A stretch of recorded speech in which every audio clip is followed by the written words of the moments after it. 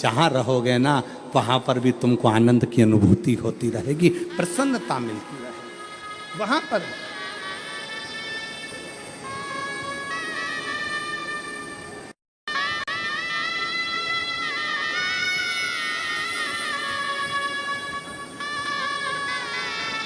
वो कहते जो जैसी भावना लाया वो वैसा ही फल पाया, जो जैसी भावना लाया वो वैसा ही फल पाया। नहीं खाली उसे लौटाया वो मन ही मन हर्षाया। और कर दिया माला माद काशी वाले ने लुटा दिया भंडार, काशी वाले ने लुटा दिया भंडार, काशी वाले। जिस भावना से, जैसी सोच लेकर, जैसा विचार रखकर, जैसा व्यवहार रखकर आप आओगे वैसा सुख आपकी जिंदगी का एक पत्र है। देखिए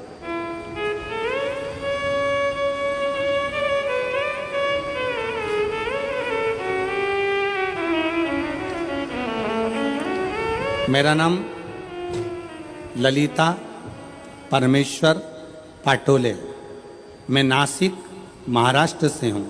मेरा मोबाइल नंबर ये है। मेरा नाम ललिता परमेश्वर पाटोले, मैं नासिक महाराष्ट्र से हूँ। मेरा मोबाइल नंबर ये है। कहीं बैठी हों तो हाथ हिला सकती हैं, और अगर कहीं बैठी हों तो बेलपत्र लेने के लिए आ सकती हैं। बाबा, मेरे पति, पत्र को आप लोग एलईडी पर पढ़ सकते हैं, कहीं एलईडी है उन पर पत्र चल रहा है, एलईडी पर पत्र पढ़ सकते हैं। बाबा, मेरे पति आर्मी से रिटायर हैं। वे अब रिक्शा चलाते हैं और पढ़ाई भी करते हैं। आर्मी से रिटायर होने के बाद मेरे पति रिक्शा चलाते हैं और पढ़ाई भी करते हैं। 2023 को नासिक में कथा चल रही थी, जब दादा बाबू भूसे ने उस पवित्र कथा का लाभ हमको दिया था। हम लोग नासिक के उस पवित्र कथा को सुन रहे थे। मेरे पति आपको नहीं मानते थे, ना मेरे पति आपको जानते थे ना मानते थे। गुरुदेव, उनका विश्वास नहीं था, क्योंकि मिलिट्री में सर्विस करते थे, जैसी सोच थी वैसे अनुकूल वो रहेगा। मैंने अपने पति से कहा, आप भले कथा सुनने मत जाओ, मुझे पंडाल के बाहर छोड़कर आ जाओ। मेरे पति मुझे पंडाल के बाहर छोड़ने आते थे, चले जाते थे। तब वो तीसरे दिन पंडाल में भीड़ के वजह से रुक गए। उन्होंने कहा, भीड़ ज़्यादा है, वापस लेने कैसे आऊँगा? तो उन्होंने गाड़ी खड़ी कर कर तीसरे दिन की कथा में पंडाल में ही रुक गए। पंडाल में रुके। उस दिन धूलिया से एक औरत पैदल आई थी। उसे देखकर मेरे पति के आंखों में आंसू आए। बाबा सबकी सुनता है। उसने उस स्त्री से पूछा, तुम पैदल चलकर धूलिया से नासिक आई हो, तुम्हें बाबा ने क्या दिया? उस महिला ने कहा, मैंने जो मांगा था मेरे भोलेनाथ ने दे दिया, इसलिए मैं पैदल चलकर नासिक तक आई हूँ। नासिक तक आई हूँ।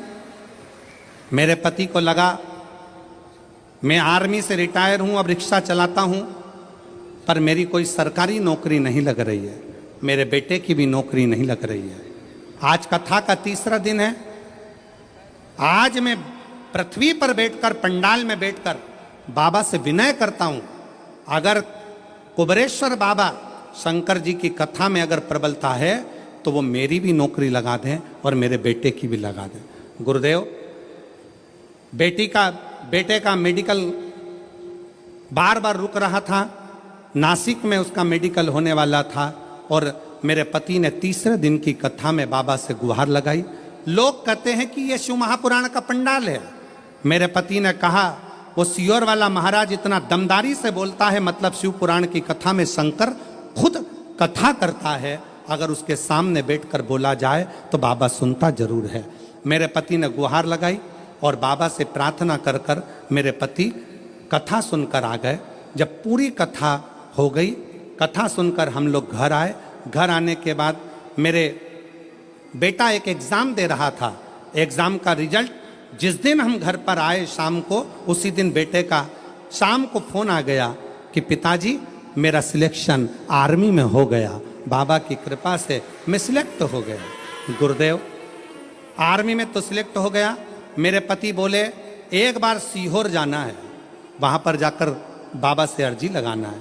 कथा सुनी, 15 दिन बाद सीहोर पहुँच गए। सीहोर में कंकर शंकर की पूजन कर कर कहा, बाबा तूने मेरे बेटे की तो नौकरी लगा दी, बस मैं बचा हूँ, आर्मी से रिटायर हुआ हूँ, रिक्शा चलाता हूँ, तू मेरी और नौकरी लगा दे। बाबा की ऐसी कृपा हुई कि बाबा की कृपा से आज ऐसी करुणा, सीहोर से आने के बाद 3 महीना भी पूरा नहीं हुआ और बाबा की कृपा से मेरा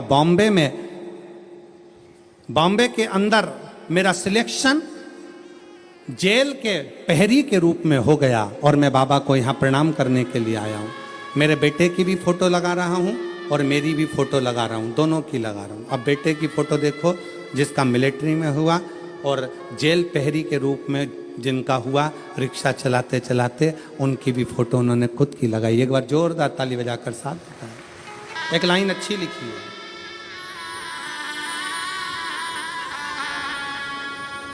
बोलो जरा लाइन को आप लोग बोलो एलईडी पर पढ़ के।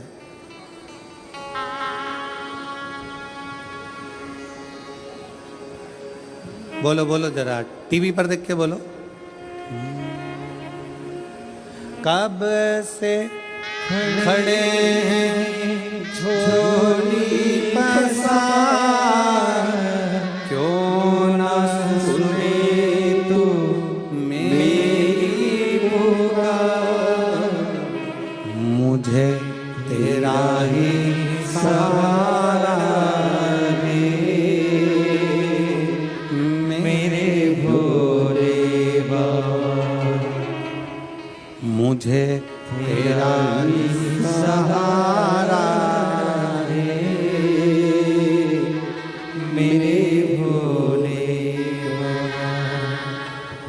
कब से खड़े झोली पसार, क्यों न सुने तो मेरी पुकार, मुझे तेरा ही सहारा है,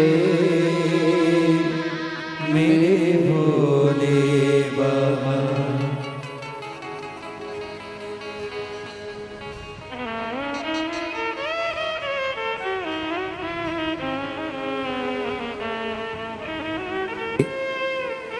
पुनः वापिस नौकरी लगी, बेटे की भी नौकरी लगी। एक बार जोरदार ताली बजाकर स्वागत करिए। और मुझे तेरा ही सहारा है, मेरे भोले बाबा। मैंने तुझे ही पुकारा है, मेरे भोले बाबा। दिल से उसको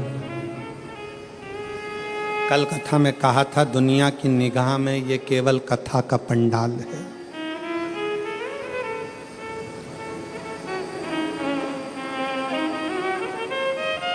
दुनिया की निगाह में केवल ये शिव महापुराण की कथा का पंडाल है, पर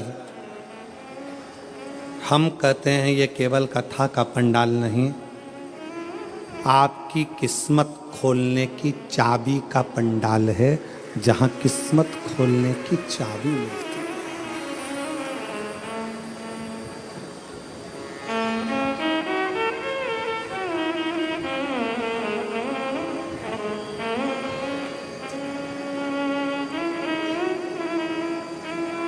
और मुझे तेरा ही सहारा है, मेरे भोले बाबा। शंकर भगवान के शिवलिंग के नीचे का स्थान कुबेर का होता है, शंकर भगवान के कैलाश के नीचे का स्थान कुबेर की लक्ष्मी का होता है। इसलिए प्रत्येक शिवालय में तुम्हारे घर में अगर छोटा सा भी शंकर का शिवलिंग है, तुम्हारे घर में अगर छोटा सा भी मट्टी का, पत्थर का, लकड़ी का, पीतल का, तांबे का, स्फटिक का, पारद का, जिसका भी तुम्हारे घर में अगर छोटा सा भी अगर शिवलिंग है, तो तुम्हारे घर में जहां शिवलिंग रखाता है, समझ लेना वहां लक्ष्मी बढ़ती चली जाती है, लक्ष्मी कम नहीं हो सकती, बढ़ेगी।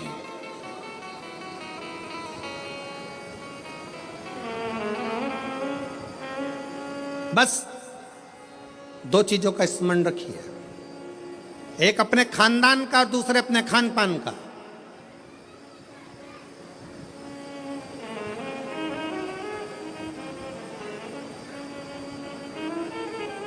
आपको मालूम है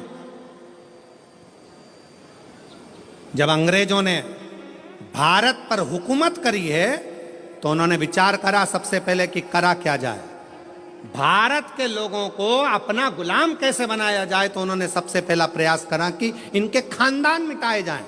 जो राजसी खानदान थे, जितने जितने राजा हुआ करते थे, उन राजाओं के रजवाड़ों को, उन राजाओं के घरानों को तोड़ने का प्रयास किया गया। पहले खानदान तोड़े हैं, और जब राजाओं के खानदान नहीं टूट पाए, जब राजघराने नहीं टूट पाए, फिर इन्होंने खान पान तोड़ा। खान पान क्या? गलत तरह का भोजन विदेश से बुलाते थे और भारत के लोगों को वो गलत तरह का भोजन कराते थे। भारत में रहने वाला सनातनी कभी भी नॉनवेज छूता नहीं था। भारत में रहने वाला भारतीय सनातनी कभी भी मांस का सेवन नहीं करता था, गलत व्यसन का सेवन नहीं करता था। वो तो ये अंग्रेजों ने तुमको गुलाम बनाने के लिए जब खानदान नहीं तोड़ पाए तो खान पान को तोड़ा है, तुम्हारे खाने का तरीका बदल दिया, तुम्हें वेज से नॉन वेज बना दिया, तुम्हें ले जाकर गलत भोजन में लगा दिया, गलत भोज।